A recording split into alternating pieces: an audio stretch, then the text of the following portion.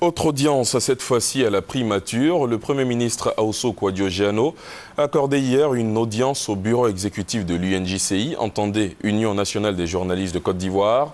Au menu des discussions, le respect de la convention collective par les entreprises de presse, le retour des journalistes en exil et la réhabilitation de la maison de la presse.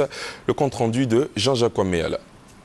Un pas important vers la télévision numérique, c'est ce que permet le rapport remis ce vendredi au ministre de la Poste et des Technologies de l'Information et de la Communication, Koné Bruno, et au ministre de la Communication, Souleymane Okoti Diakité.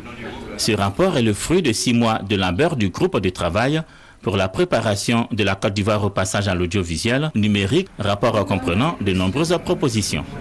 2 modèles exhaustifs sont proposés pour le financement de la télévision numérique terrestre. Un partenariat public-privé recoupant l'État de Côte d'Ivoire, les opérateurs du secteur public et privé et les acteurs privés du secteur au sein d'une structure ou sous la forme d'un BOT dont la durée de concession sera définie. Un financement public réalisé dans le cadre du budget de l'État adossé aux revenus tirés du dividende numérique. Le ministre des TIC et celui de la Communication ont accueilli favorablement le document du groupe de travail.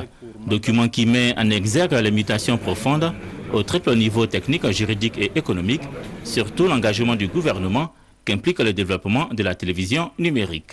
Nous pouvons vous dire clairement, sans ambiguïté, que la Côte d'Ivoire est en avance.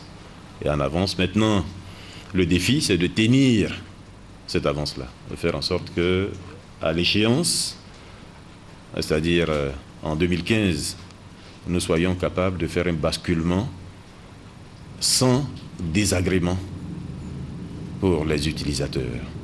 Je puis vous rassurer que le gouvernement prendra les meilleures dispositions pour garantir la réussite effective et dans le temps qui nous est imparti, notre passage à la télévision numérique.